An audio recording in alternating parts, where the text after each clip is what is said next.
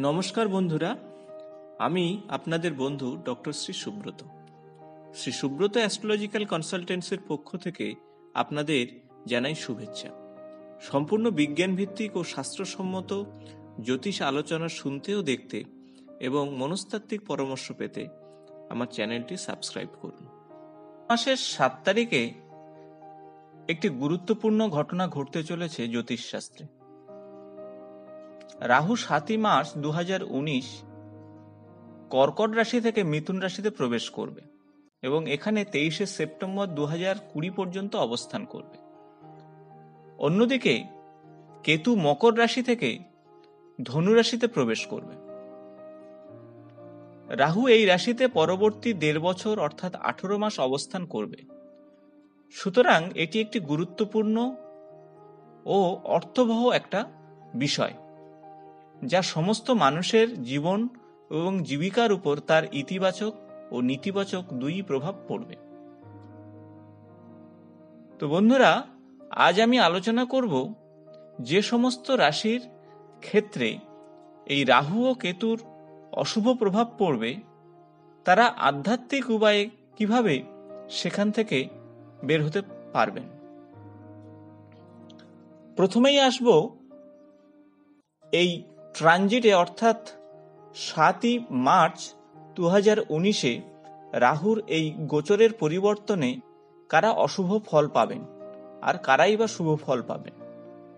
তো সেক্ষেত্রে বলবো, মেষ 2019 রাহুর এই গোচর ফলে যে সকল রাশিরা শুভ ফল পাবেন তা হল মেষ, সিংহ এবং মকর রাশি।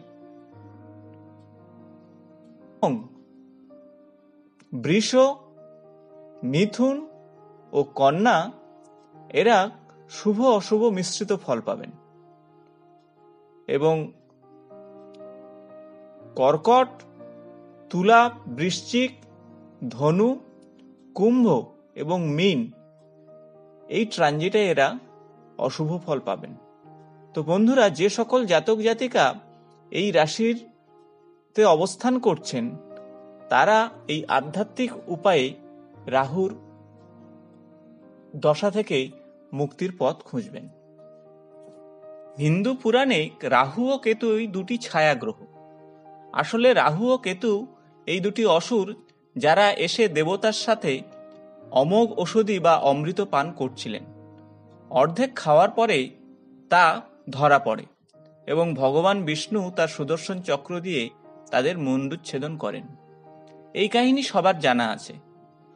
তাই বন্ধুরা, এই রাহু এবং কেতুর অশুভ ফল থেকে মুক্তির জন্য আধ্যাত্মিক উপায়ে কিভাবে সেই পথ বাঁচবেন তা নিয়ে এই ভিডিওতে আমি বিস্তারিত আলোচনা করব।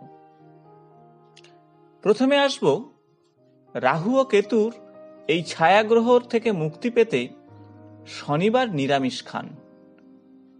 শনিদেবের সাথে সাথে এই রাহু কেতুর অশুভ প্রভাব থেকে বাঁচতে শনিবার নিরামিষ খেলে প্রভূত লাভ হয়।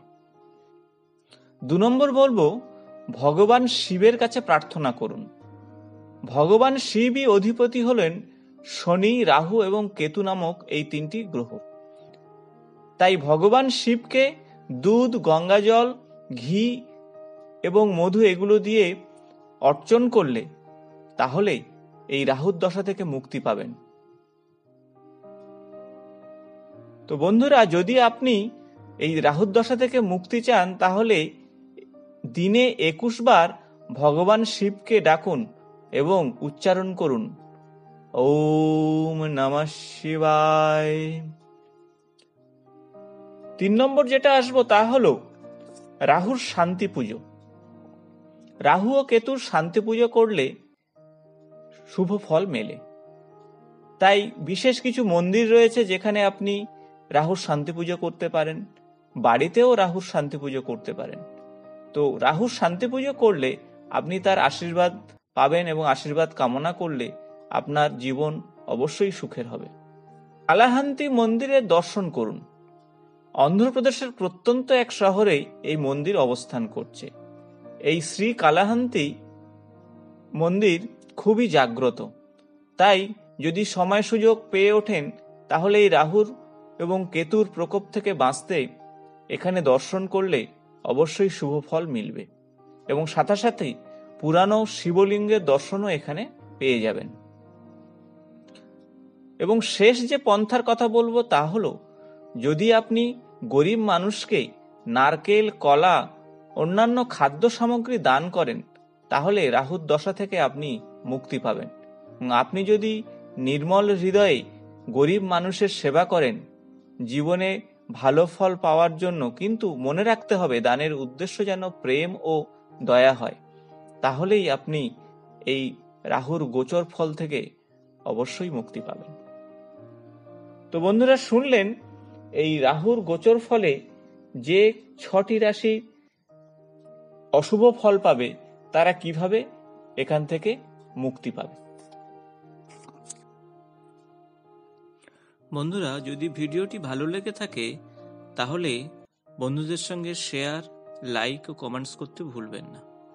নিয়মিত আমার চ্যানেলের আপডেট পাওয়ার জন্য সাবস্ক্রাইব করে বেল বটনটি প্রেস করবেন।